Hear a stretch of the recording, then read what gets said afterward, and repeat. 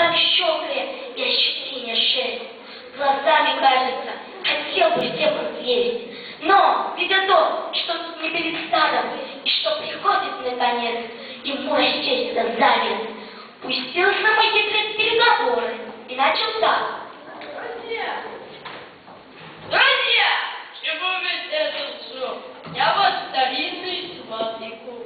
Нашел я в мире, совсем не рисуя, но будем просто и установим общий лад. А я не только впредь не трону девичник сад, и волчью клятву утверждаю, что я...